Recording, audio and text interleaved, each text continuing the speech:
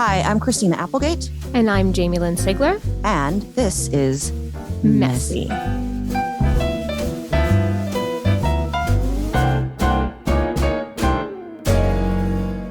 The following message is brought to you by Novartis. Since partnering with Novartis, I have been thinking a lot about when I was diagnosed with relapsing MS. I kept it a secret at first, and that robbed me of the support I really needed. I finally found the courage to open up about it and quickly learned the importance of speaking up. That means making your voice the loudest in the room. You have to find an MS specialist who's the right fit, who makes you feel seen and heard. It's kind of like dating.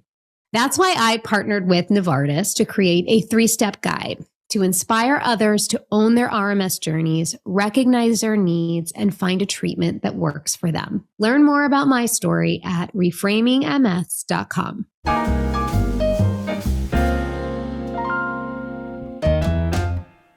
Hello, everybody. It's Jamie and Christina again, as you probably know, because you clicked on Messy episode, whatever number this is. And guess what?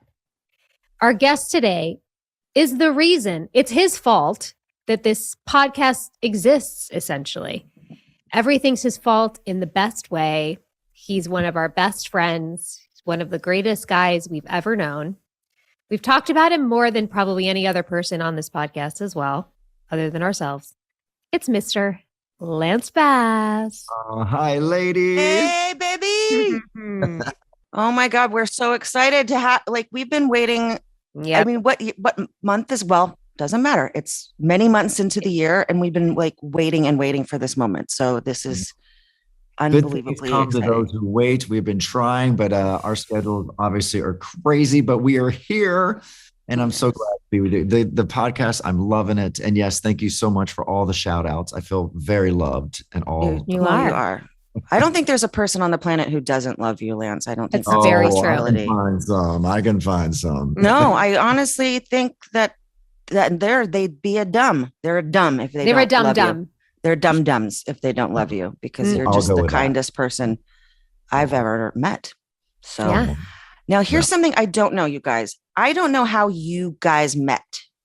Me and Lancey? Yeah, I want to know how you guys met. And then Lance and I can talk about how we met. I love it. I love it. The PG version. Okay. The PG version. Jamie, you tell the story because So we had met in the city, in the clubs, in the times of MTV and the height of NSYNC, right? 2000, 2001. We just had some mutual friends. But really, after 9/11, there was a benefit concert in Washington, D.C. NSYNC was performing. I, for some reason, was invited to present or do something there. And Lance and I hung out for a really long time backstage and just... Right? Am I remembering this correctly? Right. Yeah. We had met a couple times before that through just friends, but it wasn't until the RFK Stadium that Michael Jackson kind of put together. Yeah. I remember talking to you by the pool table. There was a big pool table there.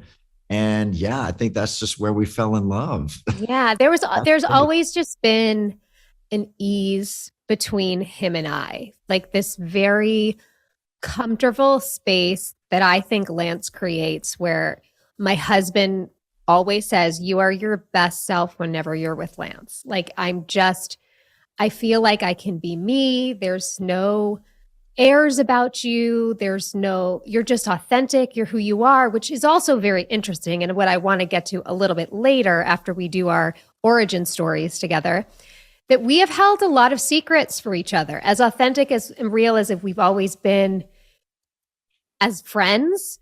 We've hid a lot of things together and for each other from the world. And that was also really intense experience to go through together. So that's our origin story, right? Yeah. And I feel I always say you're the kind of the female version of myself. We have very similar things throughout our life. It's kind of we go through the same things, but different things, Yes. Hiding parts of ourselves, coming out of the closet in certain ways. Yeah. We've had parallel lives for sure. We have. The yin to my yang, and I love it. Here we are. I remember, talking about secrets, and with the MS, obviously I remember the first time that I realized that something was definitely like up, and hiding something. And do you remember when we went to the Green Bay game? Yes. So we went to, the Green Bay game, and we got lost so many times. We had to walk around that stadium 5 different times. And that's when I realized, I'm like, oh, something is up. She's not moving the way that she is. And I could just tell that you were struggling that day. And I hadn't told you yet? No, you hadn't told me at that point. That it was like right after that. It was right after that. Okay. You couldn't hide it after that. But yeah, I just remember thinking like, oh my God, like that must have been such a horrible day for you, having to go back and forth and up so many steps, and not knowing at all like what was going on. I just felt so horrible for you because you just had to pretend like everything was fine. Which is crazy that I even felt like I needed to pretend with you, but we'll get into that more. But wow, that's an intense memory, making me a little emotional. Yeah. What about you two lovebirds? Oh my God. Ours isn't as romantic, but no, it's pretty good though. But I have to preface by saying my sister Elisa, at the time she was so in love with Justin Timberlake, like obsessive. This was like in the early days, right? Like when she was living with me. So I was like 20. So I don't know, 20. I don't know what time when I was. I can't remember. Who cares? How old I was. And I always said, well, I'm in love with Lance. And she'd go, why? I said, cause he's different and I love him.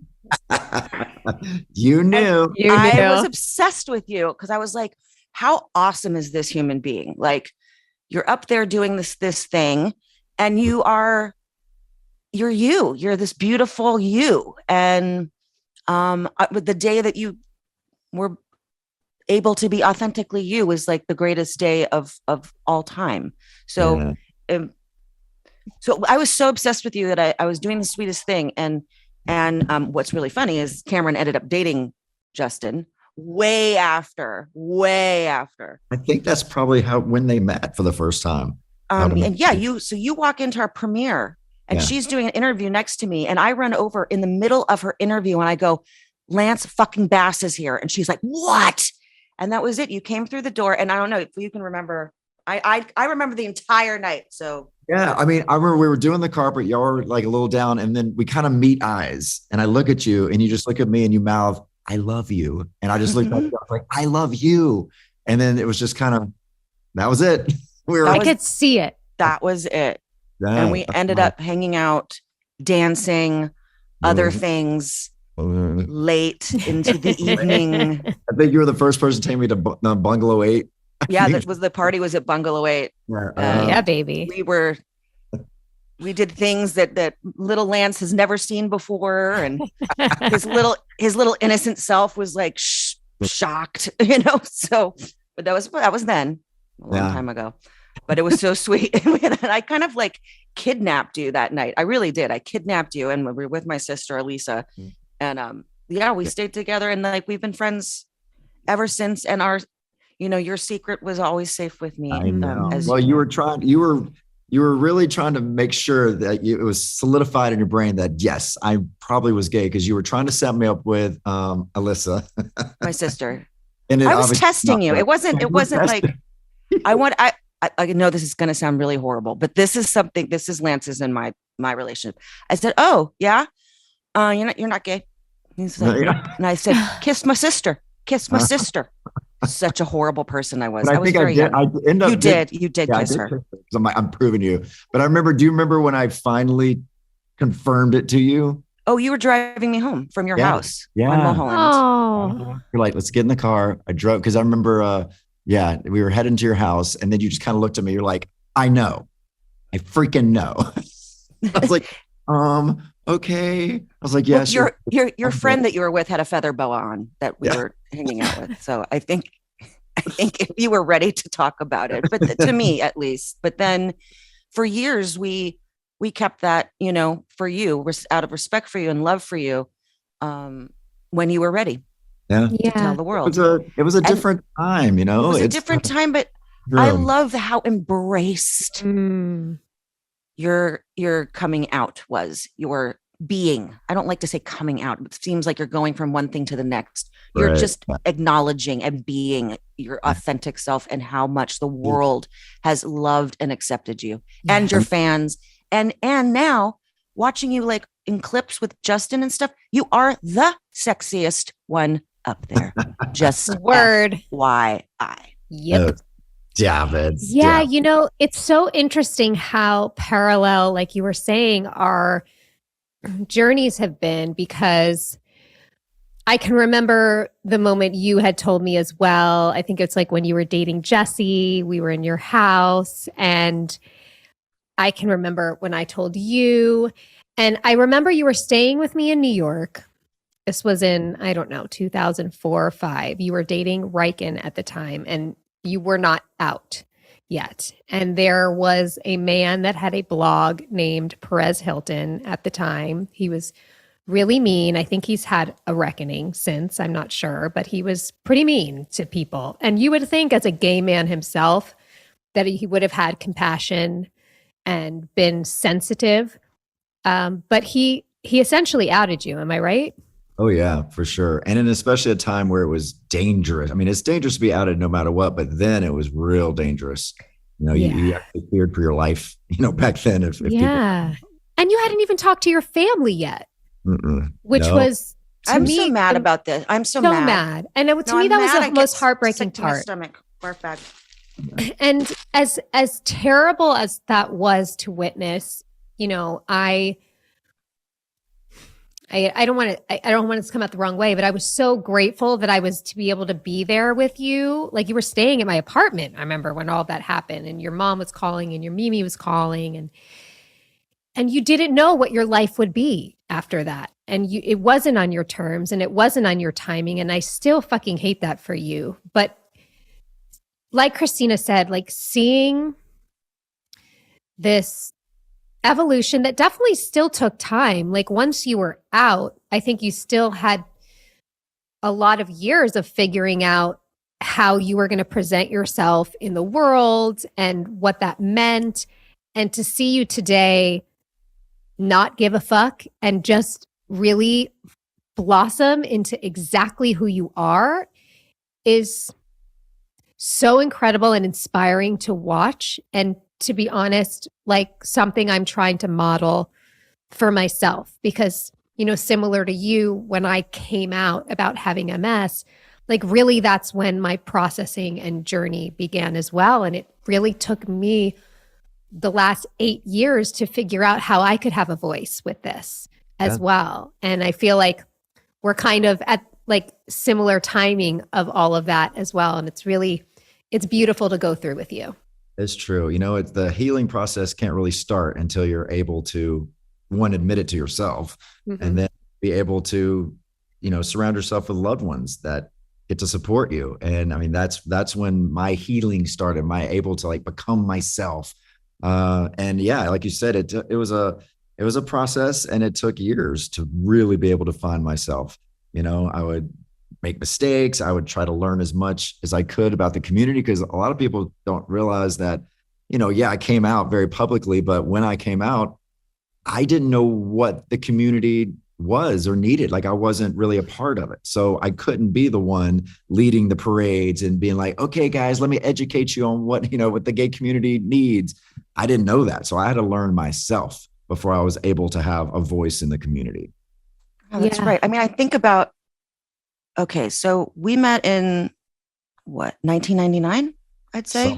Yeah. Wow. Right? 1999, 2000. Yeah. And like, for me, it's like, I just have always looked at you as like such a, you know, glorious and strong and funny and lovely. And I don't realize that at that time, like, what the landscape was like for you. And I'm so sorry. I hope that I was there for you during that time, because of course you were.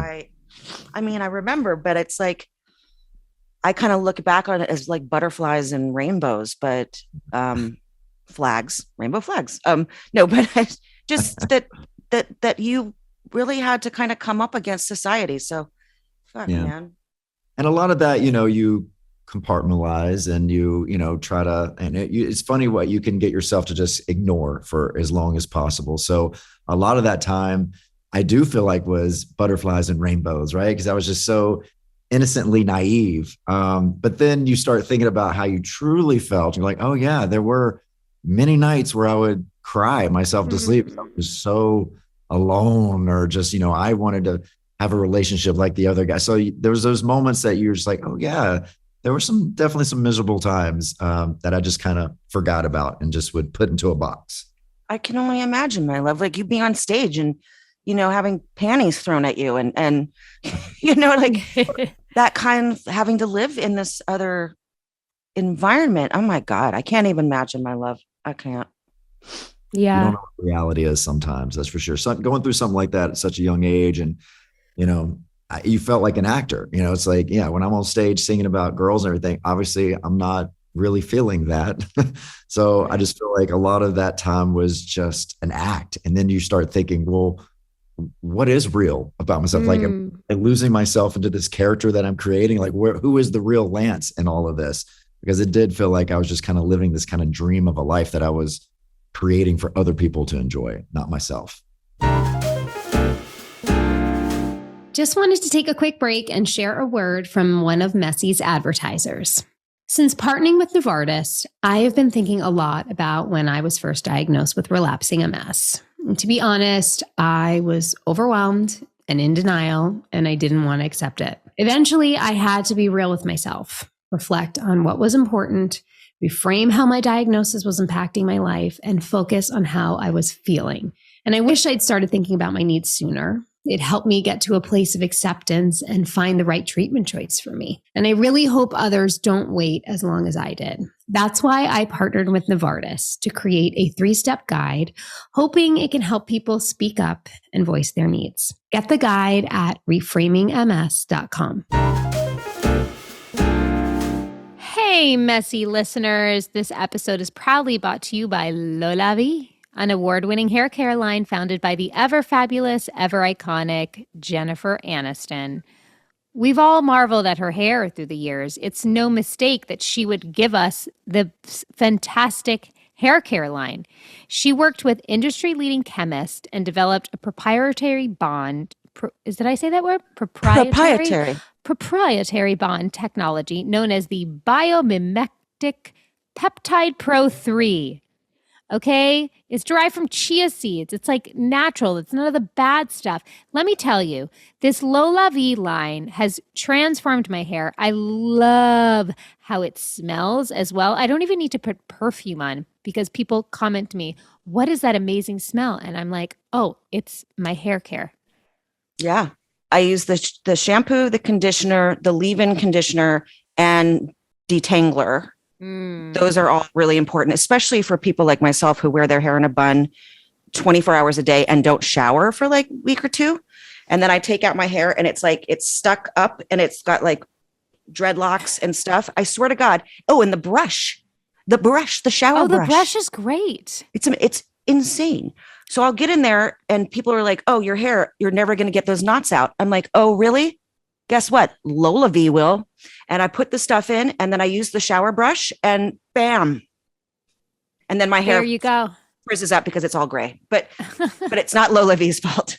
That's not LolaVie's fault. But if you've also you're coming off of summer, your hair probably needs a rescue. If you spend a lot of time in the pool with your kids like me, they have the intensive repair treatment. It's just use it once a week and it's a game changer according to Jen. So the intensive repair treatment, it's clinically proven to repair and rebuild not just one, but all 3 types of bonds found in hair. And I can attest, my hair feels so good. It's like a little mask for your hair once a week, and it saves you from that summer hair. I need it. Check out all LolaVie products at your local Ulta Beauty location to experience the luxurious scent for yourself, or head directly to their website at lolavie.com. As our loyal listeners, you'll get an exclusive 15% off your entire order when you use code MESSY at checkout. That's 15% off your order at LOLAVIE.com with promo code MESSY. Please note you can only use one promo code per order and discounts can't be combined. Sorry, guys, but it's pretty great. After you purchase, they'll ask you where you heard about them. Please support our show and tell them we sent you. Your hair will thank you. Support for Messy comes from Everyday Dose. Say hello to the next generation of coffee. Everyday Dose combines delicious coffee with functional mushrooms. Don't even know how to say that word. Nootropics. Thank you very much. And collagen protein for boosted focus, clarity, energy, sleep, and immunity. Yes. Listen, we talk about our caffeine. We need it, but sometimes it can make me a little jittery. I'm wanting it to wake me up. I'm wanting it to sort of get me focused. What I found with Everyday Dose is I'm not getting those jitters that I usually get from my cup of coffee, which I appreciate. And then so while I'm not getting the jitters, I'm improving my gut health because of the collagen protein's essential amino acids that directly support intestinal tissue and help reduce bloating, keeping us regular. We've talked about all these things. It helps skin, hair, nails, and joints. It's also not a coffee alternative, we should say.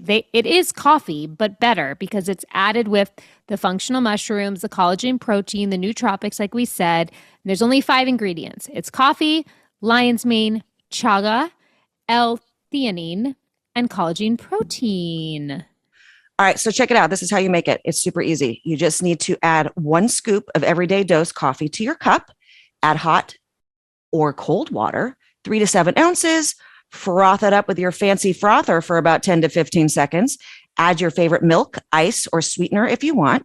You can also add it to other things like baked goods, overnight oats, smoothies, etc. Although most people drink it instead of their coffee. So there's that. But 20% of our customers actually add Everyday Dose to their regular coffee. So head over to everydaydose.com/messy for 25% off plus 5 free gifts with your first order. Your first month, you get a USB rechargeable frother. It's so good. A gunmetal dose spoon, Breathwork app by Othership, wellness book lent, and a sticker. Every month after you get amazing free gifts with your order. So go to everydaydose.com/messy for 25% off plus 5 free gifts with your first order.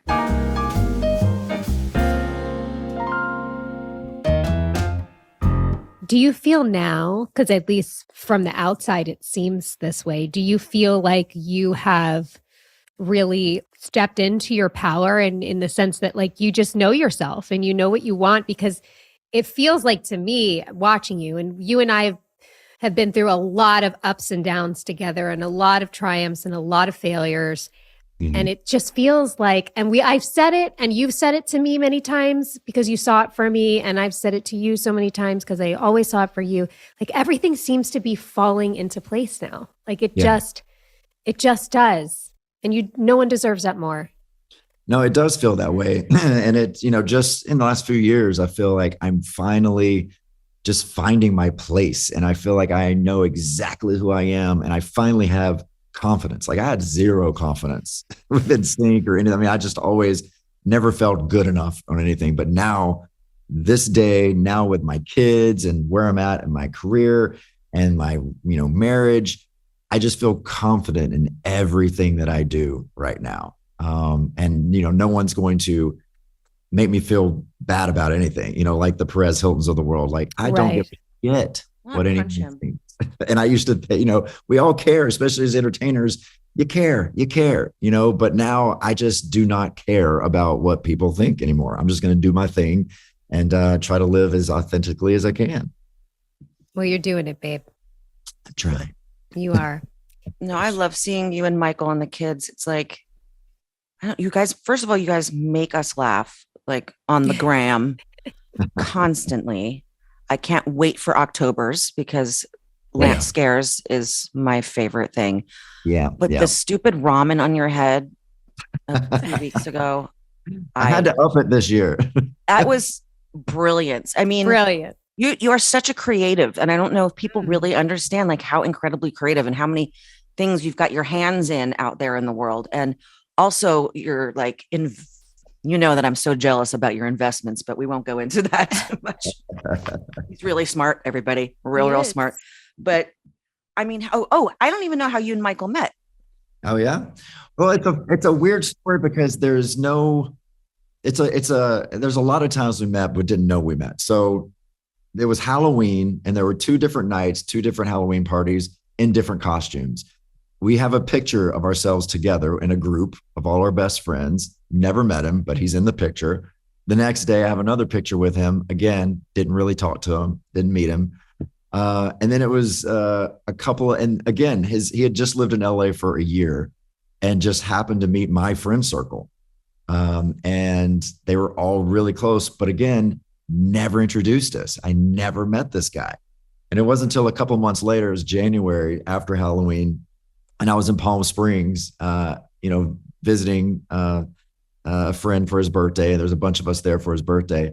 And then on the way back to LA, I stopped by the birthday boy's home just to say bye. And that's where I saw Michael. And I'm like, oh, of course, I'm probably attracted to the only straight guy at this party. And I'm like, of course. Yeah. You thought Michael was straight? I know. Looking back, it's a little crazy, but I'm thinking like, of course, I'm going to be hitting on whatever. So we spoke for a good 15 minutes before I left. I'm like, okay, it was very nice to meet you. And I drove back to LA. Halfway to LA, I get a Facebook poke from this guy. Oh, yes. He poked you. Poked me. He pokes you all the time. And so, yeah. And then I'm like, oh my God, that's cute Michael. Sorry. And then we were just best friends for like 2 months because I knew I liked him, but I didn't think he liked me. And I was in my head thinking, okay, well, I have to become best friends with this guy in order to get over the attraction. So we spent every day together for 2 months, just as friends. And then it was actually, I think, Jamie, I was with you because we went over to Margolis. No, it was what's his name? Super Bowl party. Who's the head of William Morris now? Chairman. Oh, Richard. Richard White. So we went over to Richard's house when Stephanie was dating. Yeah. That was our first official kind of date. Oh, I remember this. Uh-huh. Yeah, because he had kissed me like the night before. I'm like, oh, what? He likes me. Oh my gosh. And then we haven't spent a day apart since. How many years has it been? Oh my gosh, 14. Oh my God, wait, no. Yeah, 14. It's been 4. Oh, that's right. Yeah, okay, so we've known each other 24 years. So I guess, yes, it makes sense. The wedding anniversary is this December, 10 years. That's been 10 years since the wedding? 10 freaking years. That was such a nice wedding. Wasn't it amazing? So beautiful. No, I think I want to do like a 10-year party just to kind of. Yes, please. Get that back, not renewals. I think renewals are a kiss of death. Oh, I just invited myself. Oh, no. Yeah. Oh, you're invited to the actual wedding, but not the renewal. No. Okay. But yeah, I want to have, because the wedding, you're so distracted that it flies by and you don't really get to be so present a lot of the times. So I want to do a party where I get to just really enjoy, the night and like being able to like just be with everyone and not celebrate your love. Yeah. I love that. Christina and I remembered we actually met for the first time at your Mulholland house before we went to go. We were both with our ex-husbands and we were going to the Playboy Mansion. Do you remember that? It was like a pajama party. Yeah. Midnight summer party. Yeah. Oh my God. That's right. What were we doing there? I know. Being right? voyeurs. Like really, for me, I just wanted to see the place. Oh, yeah. I was like, I need to see this. I need to witness this. I need to watch like whatever happened. And nothing really scandalous happened. No, maybe we just didn't see those rooms. I don't think we went to the grotto. I think that's probably why. No, maybe our husbands did, because I remember mine wandered off at one point. I'm sure mine did. Of course, we always ended up at like the Kate, like seeing the animals. Like we were like, oh yes, we love the animals. I think Hugh gave me cookies. I know that sounds real creepy, but they were actually just baked cookies that he was making for like his kids or someone's kids or something. It wasn't even for the party. That was in the kitchen. But he said, I want to give you some cookies. And I thought, this is weird. But they were actually cookies and they were really good, freshly made. It was fun. I was just at the playground with the kids last week at the Holmby Park. You know where the Holmby Park is in Beverly Hills? Yeah. And so, the playground was all taken over by it was the Playboy reunion party. So all the people that worked at the Playboy Mansion and had all their kids and everything. So it was just like, this is fun. Oh, that's nice. A reunion. Were their boobies out? Did they have No their boobies out? No boobies. No, what a shame. Bummer for you. Yeah, really. You really wanted to see this. Lance has seen my boobs many times. Yes, I have. You have. Well, Lance, I don't know. Do you talk about this at all? Or I don't know if a lot of people know. And if they don't and we're not supposed to know it, we'll take this out.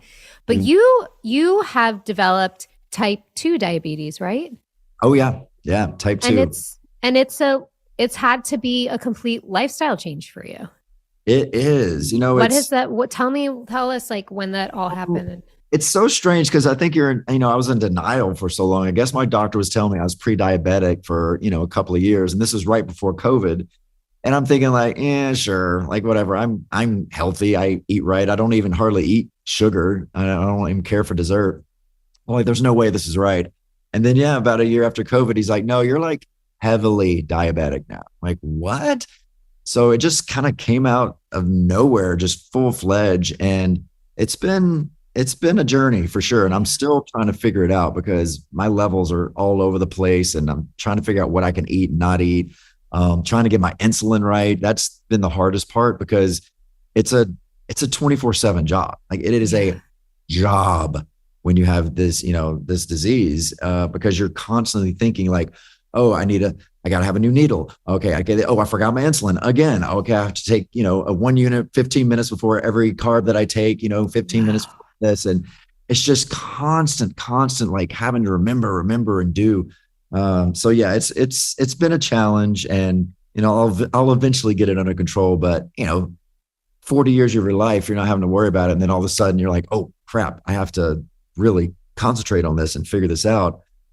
It's been quite a journey. I hate this for you. I hate it for you. Yeah. So actually, we all have our crosses to bear, as my mom always says. We'll just deal with it how we do. Yeah. But I don't want to glance over that. That's really hard. That's like, I mean, yes, Christina and I's disease and the way it's manifested for us, affects us in each and every moment as well. But we don't necessarily have to make particular decisions like you're saying, or, the stress of having to do it right, because what happens if you don't do it right? I mean, if you let it go, that's when heart disease, heart attack, strokes, you could lose limbs. Your circulation, it can really eat your body up. Like really, if your sugar levels are high for a certain amount of time, it's just destroying your insides. Oh, baby. Nasty one. But the good, look, I try to find silver lining in everything I can. I know you do. The silver lining with this is it really made me get healthy. I eat really well now. It makes me feel so much better. I've lost, a little weight that I didn't know I needed to lose. But now I don't have back problems anymore. My knees feel better. My feet feel better. And it's all because I really have just created a healthier lifestyle. And so that to me is like the silver lining of like, okay, great. I might have this, but at least now I'm helping my body in other ways by just being better to myself. Yeah. Yeah. That's all you can do. And that I'm glad that you are feeling like the benefits from it. And like you said, that you are able to find that gift in this unfortunate, series of events. And especially now you have 2 little babies to be well for. I know. Also you're sprinkling us with NSYNC again. I know. Very slow sprinkles, but it's sprinkling, huh? We're holding on. We're catching all those drops. I know. Well, it's been so crazy because, we started a year ago, with NSYNC saying, okay, let's do something. Justin had Trolls 3 coming out. He really wanted us to be in the movie. And, with that, he's like, we have to do a song. And he was like, I think this is the perfect way to give the fans, some new music. It just makes sense, and I love the idea because my kids loved the Trolls movies. So, to be a part of that, I'm like, great, this will be the first thing they see, Baba do. Yeah. And so that was a fun experience. But then, of course, the strike happened and kind of, just really threw a wrench in all of the plans because we were planning on, performing that song. The VMAs that we appeared at, we were actually going to perform there. But because of the strike, We couldn't even mention the name of the song. We couldn't mention the movie. Oh. That was us at the VMAs being like, hi, we're here to present an award, but we can't tell you why we're really here. But okay. So we just couldn't say anything. Oh, please. There were so many lady boners that night. People were like losing their mind. People are still losing their mind. They're fishing too. They're fishing for some information. But we could, but I got a lot of people being like, is there anything you can tell me? I'm like, yeah, I mean, and look, I say the same thing. You know, we had another song come out on his album, which I thought is one of my favorite songs we've recorded, Paradise. I think it was very just us, like us, but today. And now, because we've enjoyed it so much, we're really looking at doing some more stuff together. I just don't know what that is quite yet. I mean, in a perfect world, that would be touring. Like, I would love to do another tour of those guys. Oh yeah. So, you know, that's something that we're discussing, and I hope, you know, to have an answer for everyone, at least in the next few months, because I would like an answer myself. Until then, we will be the keeper of Lance Bass's secrets, because that's what we do. I know. Yes. We all know everything. We do. Y'all know everything. We do.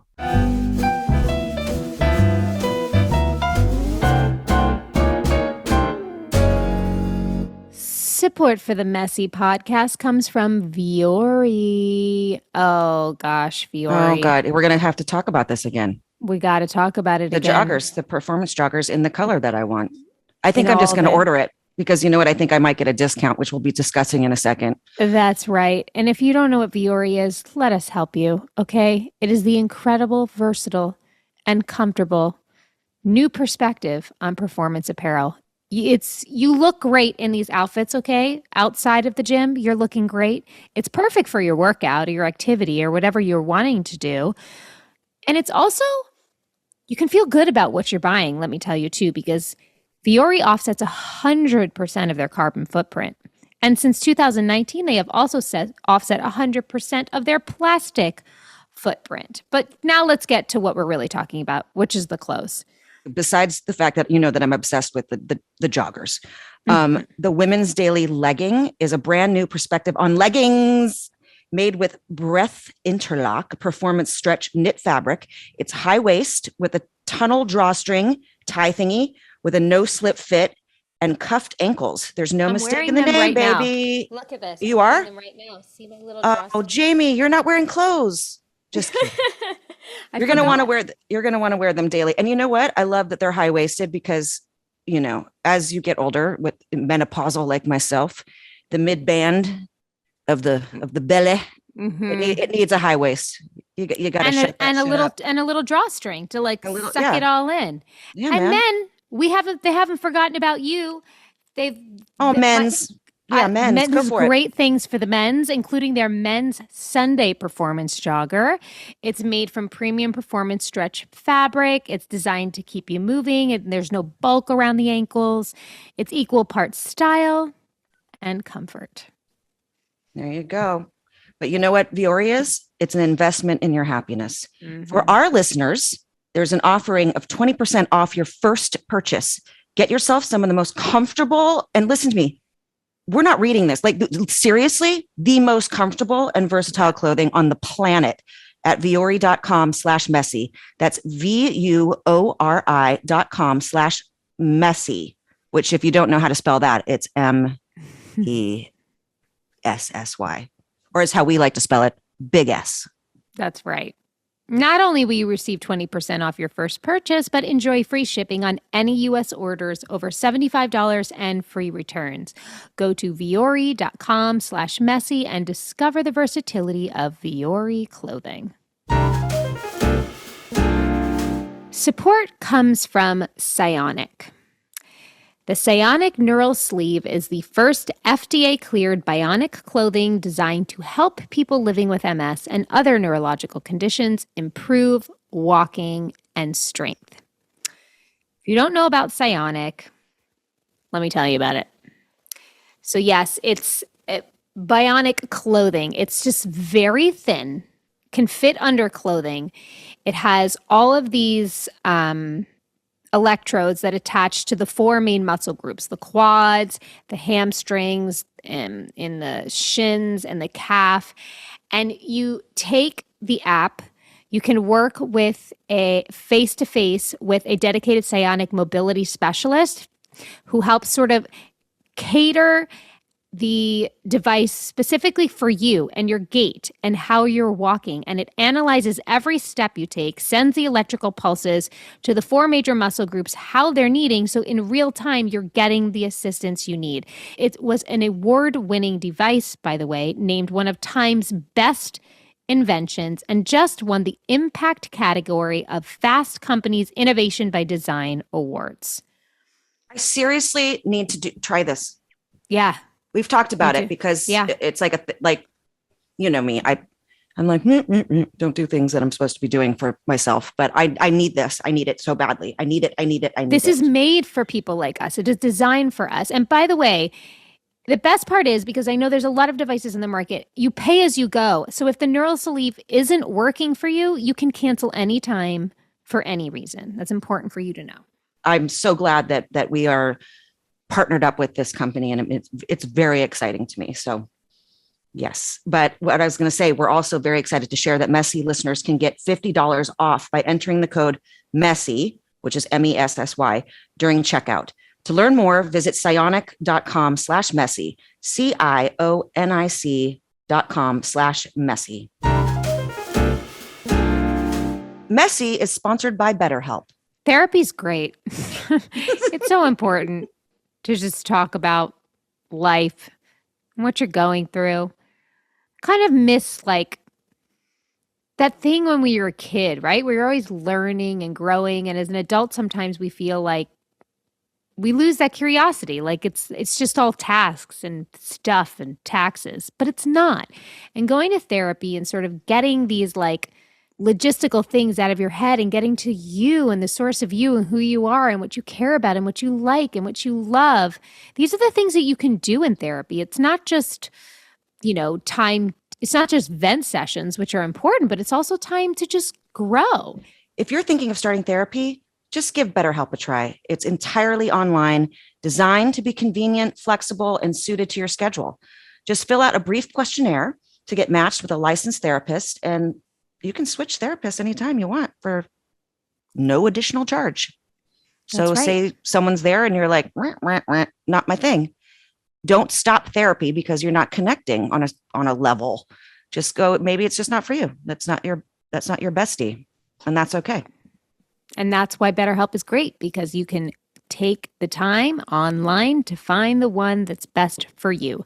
So rediscover your curiosity with BetterHelp. Visit BetterHelp.com/messy today to get 10% off your first month. That's BetterHelp, HELP.com/messy.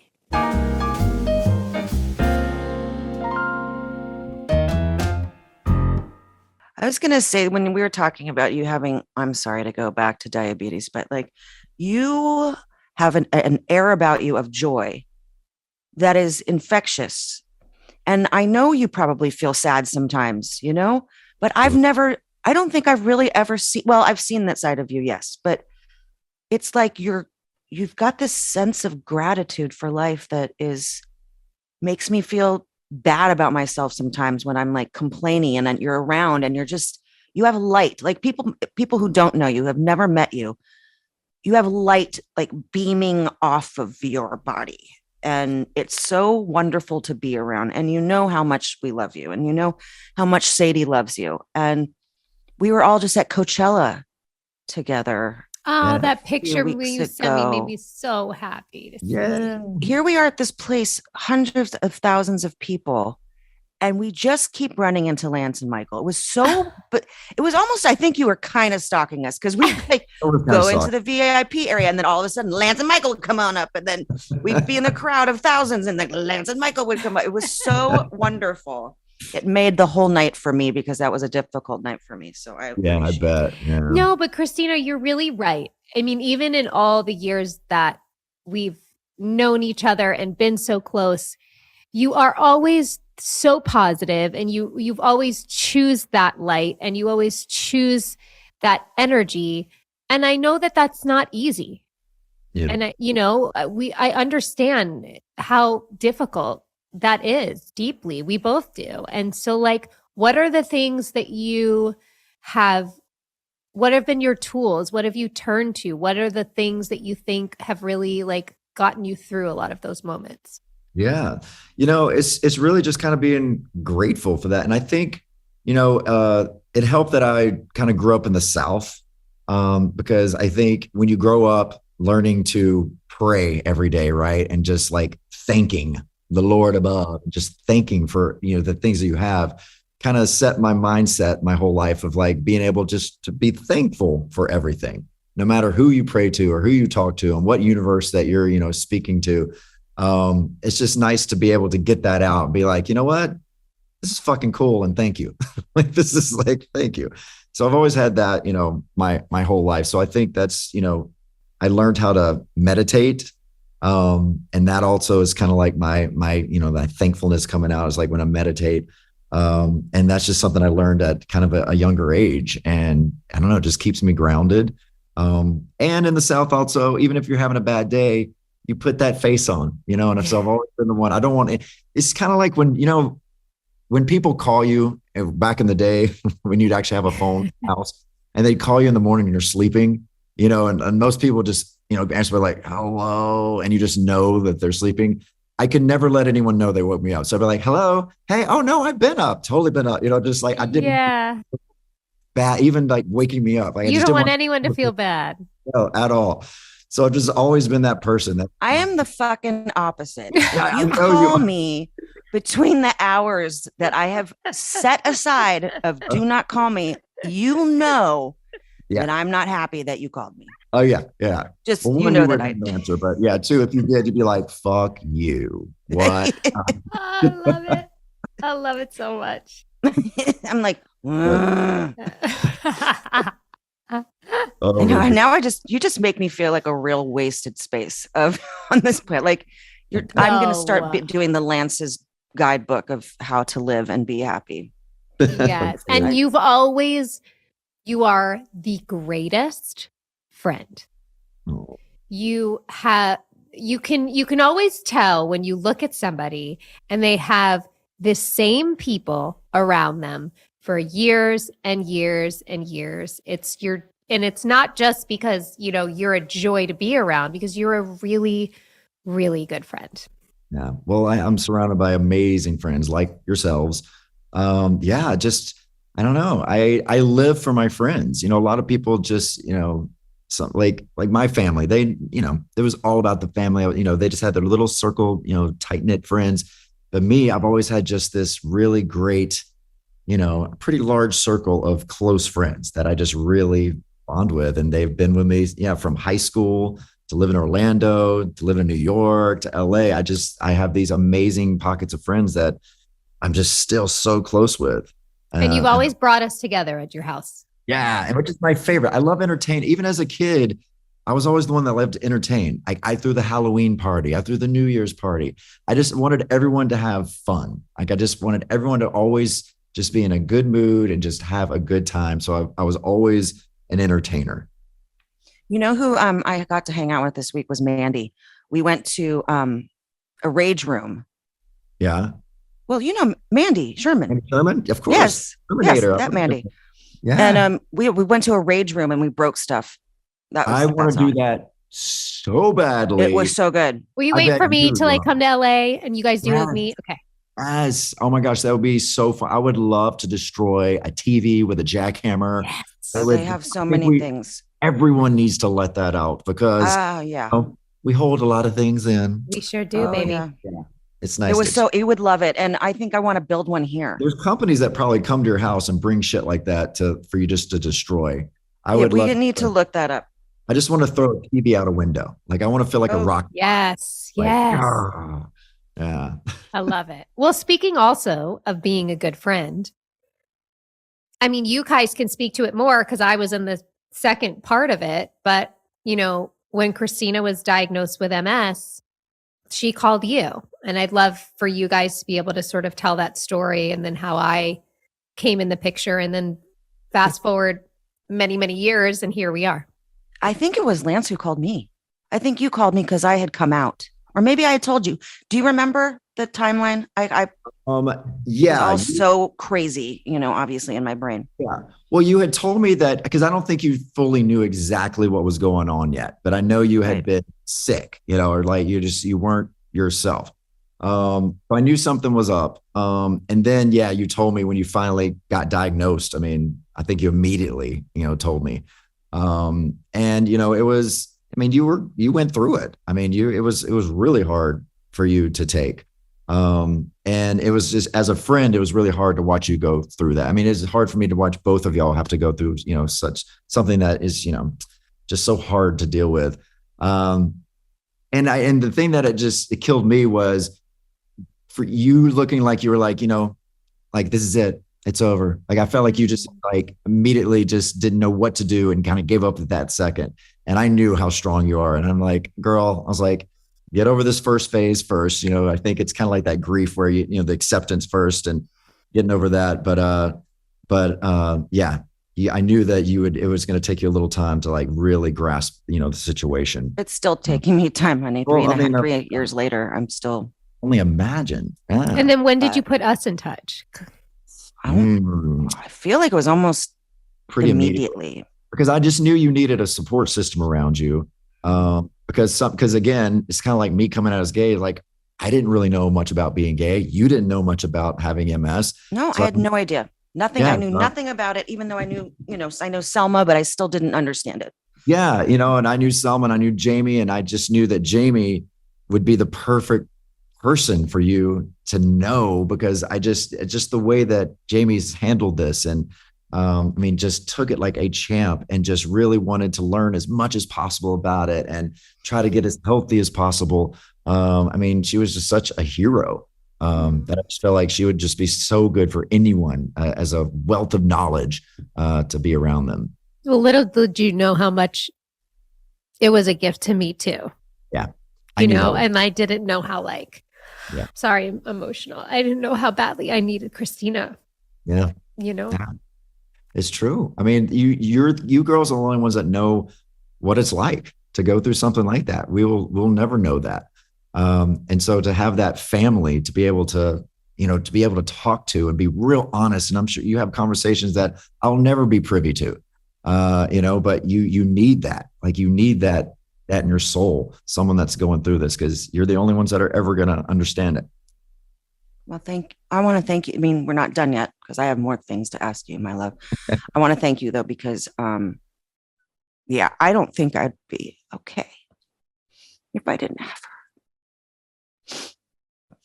So thank you. Like, I really don't, I don't know. If I didn't have my kid and I didn't have Jamie, I don't know what I would do. Yeah. And we all need that. We all need that. We all need that help. And it just makes me so happy to see y'all together, because y'all are the loveliest people. Y'all have been the best friends ever. And I just knew that this is a good match. And we're going to be, y'all are angel. You saved me, Lancey. You saved me.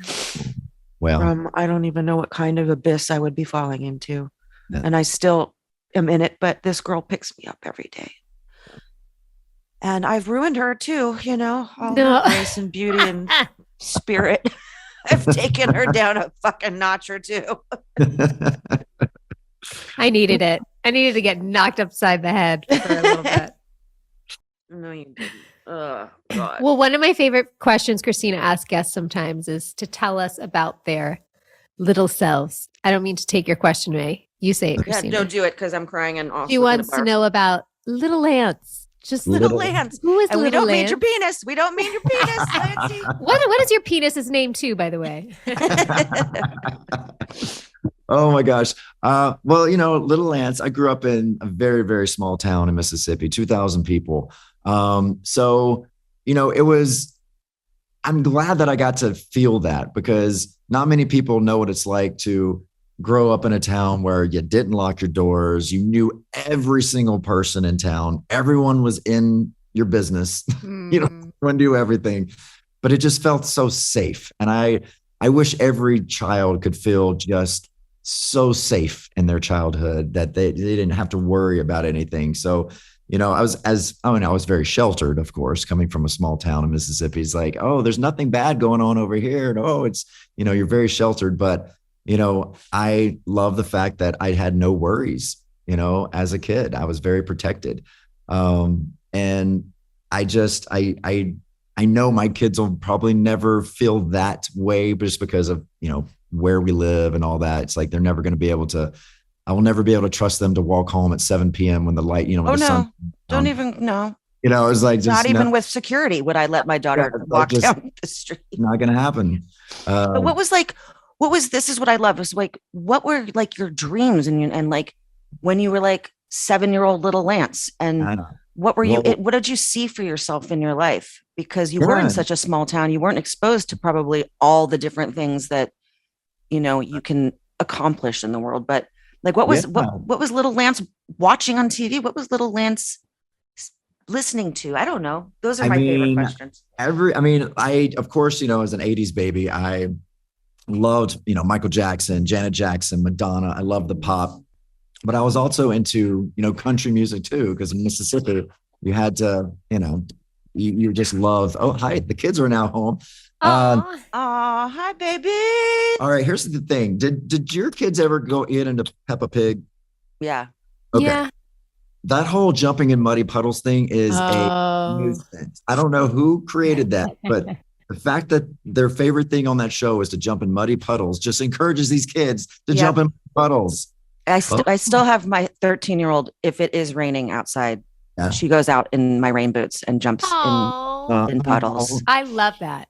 I know. Makes me happy. So the things I was interested in, I loved singing, but I never dreamt that I would ever be an entertainer because that's just not what people did from my town. So I wanted to be an astronaut. Like, I was so obsessed with space at a young age. And, I went to space camp. I went to see a shuttle launch. I remember I was watching the Mickey Mouse Club is like first season of Mickey Mouse Club. Like 89, 90, I forget which that is. As I'm watching Married with Children, obviously it was our family's favorite. But I remember they would have career day on Fridays.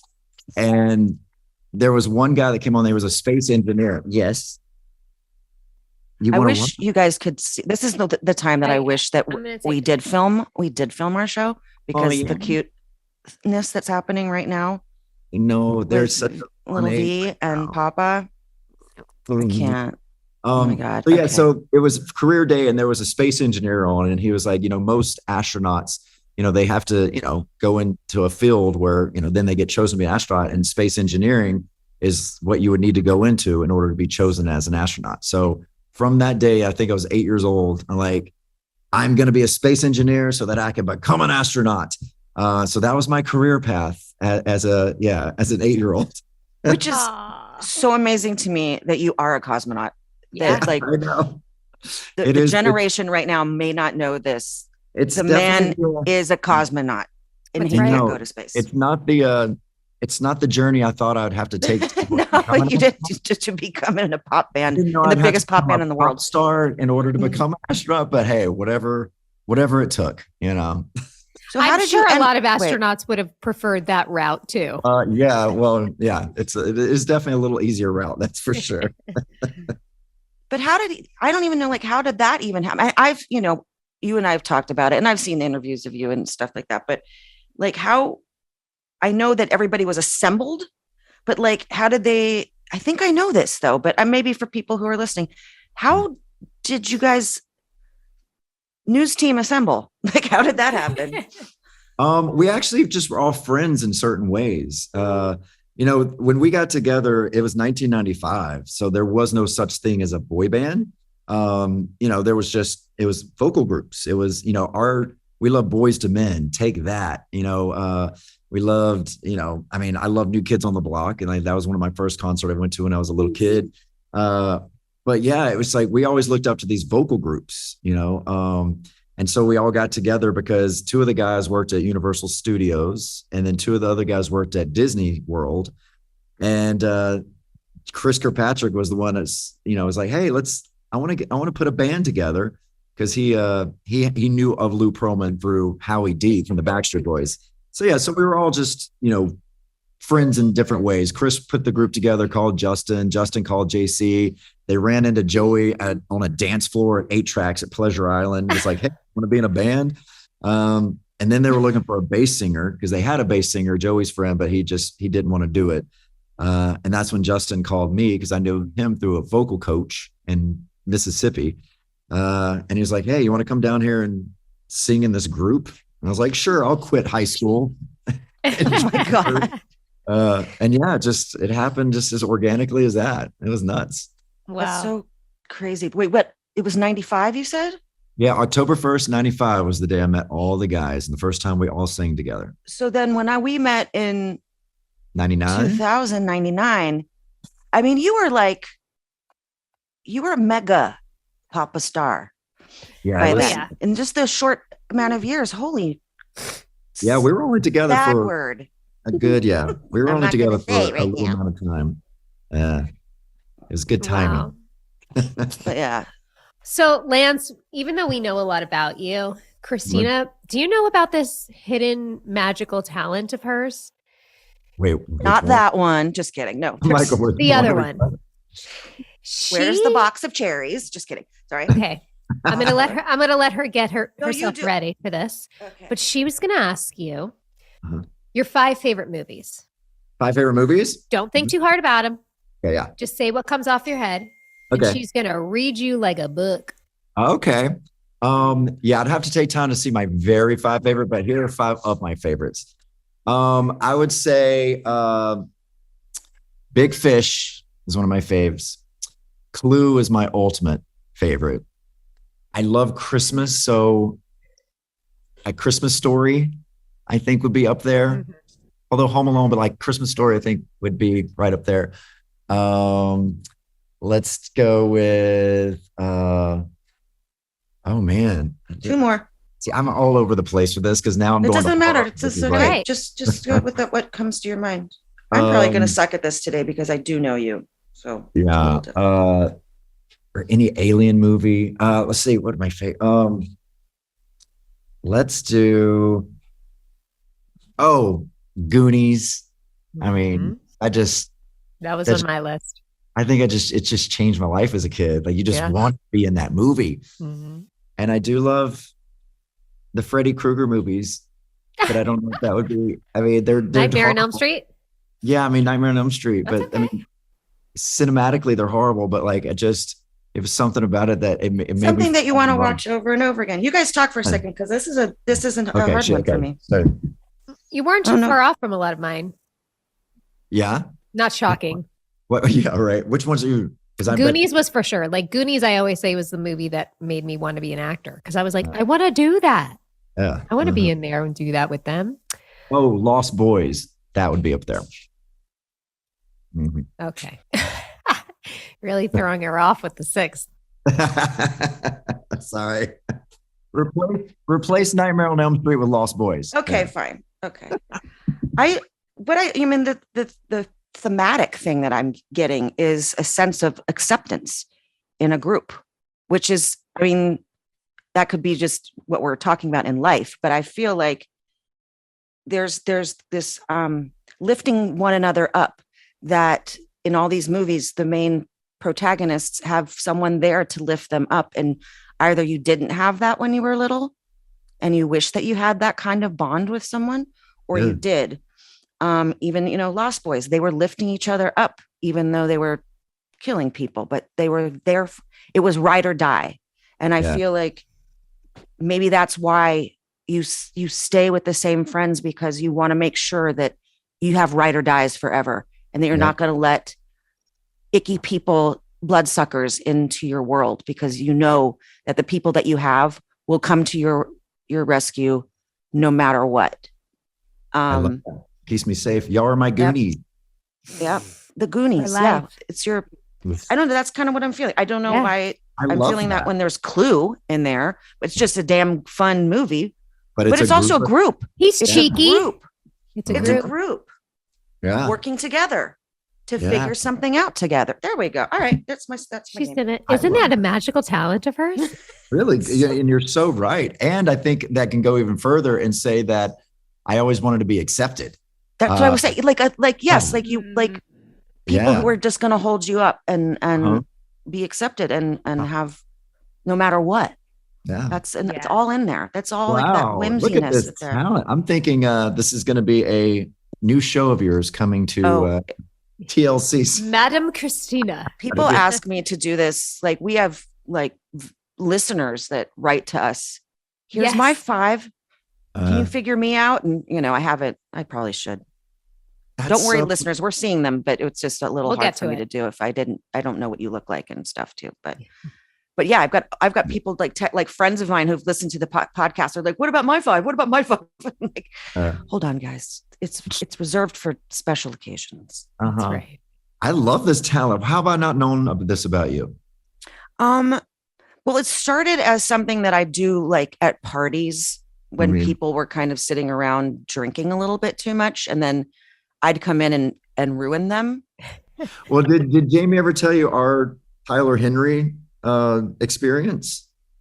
Because we're no, you haven't expounded on. We showed up to Tyler Henry's house and I'm pretty sure he thought I was like your assistant or something, because the door opened and he's like, oh, it's Lance. And like, oh, hello. Like, who are you? Like, I was just like there. And then like when they mic'd me and sat me down next to Lance, I think he was still very confused. Like, why is this chick in this shot with Lance?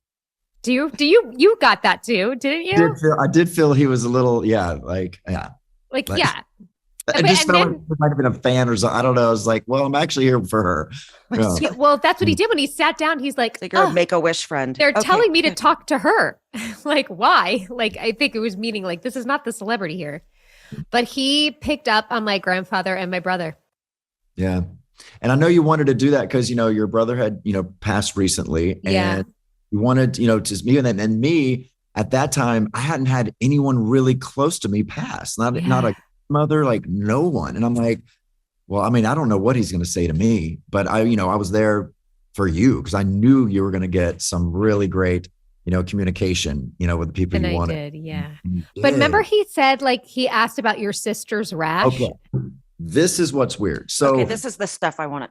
Yeah. It was crazy. So yes, he hit so many things with Jamie. I mean, grandfathers, her brother, I mean, everything, tears, everything. It was like, great. And then he would go to me and say some things. And I was like, no, everything he said to me, I'm like, no. And I felt so bad because I'm thinking, ugh, like, I don't want to like ruin your episode here, but like nothing you're saying is relating to me at all. Like, I don't know who you're talking about, what you're saying, but everything he said to me started coming true within the next year.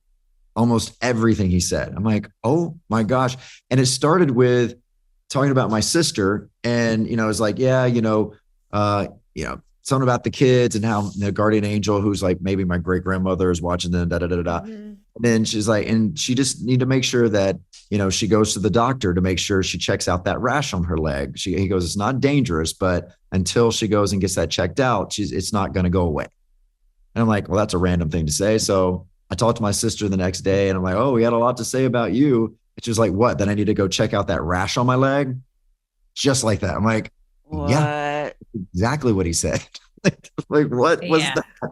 Yeah, it was crazy. And he's pretty magical. He called breast cancer in my family. Again, he kept saying Helen, which is my aunt's name. And, I was like, so I called my Aunt Helen. I'm like, just to let you know, I was like, met with Tyler Henry and he says there's going to be a breast cancer scare. And he kept saying your name. And she just, she's like, oh yeah, whatever. And it happened to be just a few months later, her daughter got breast cancer. And then about 3 months after her daughter, she discovered breast cancer. So he like totally caught their breast cancer. Yeah. Oh my God, I'm scared. No, I'm scared. No, don't be. He's a light. He's just, he's a mirror. He's a channel from the other side. No. He truly is. Yeah. Yeah. There was so many things. I'm like, how could anyone hit that? It's crazy. Yeah. It was cool to experience together. I want it. Yes, you will have it. It's coming. But yeah, I think going in, him not knowing is the way to go. Agree. Well, Lance, this is all your fault. You're the best. And we couldn't love you more. Well, I love y'all. Pull a card with Lance? Yes. There's a card? We always pull a card at the end. Okay. But yes, and we love you so much. And this is like Jamie was saying, I mean, we wouldn't have this podcast, but more importantly, we have you and you are our light. Mm-hmm. So you're my light. And I am proud to call you my Goonies, and I can't wait to ride the rest of this life with you all. Amen, baby. All right, here's the card I picked today. Ready? If a man does not keep pace with his companions, perhaps it is because he hears a different drummer. Let him step to the music which he hears, however measured or far away. I like that. That's you, Lance. Yeah. I like that. I like that a lot. Yeah. Me too. Let's give up the comparisons. Let's give up the anything. Like, we're all here with our very unique selves for a reason. March to your own drum and be proud of it. Yeah. And if people can't keep up with you, then so be it. Bye. And you know what we say at the end of each episode? And so it is. So it is. This show is executive produced by Christina Applegate, Jamie-Lynn Siegler, and Allison Bresnick. Our audio engineer is Josh Windish. And if you want to show us some love, don't forget to leave the show a rating or review.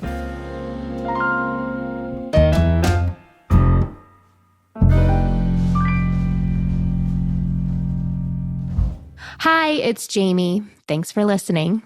I just want to let you know I am a paid spokesperson for Novartis, but this podcast is independent from my collaboration with Novartis.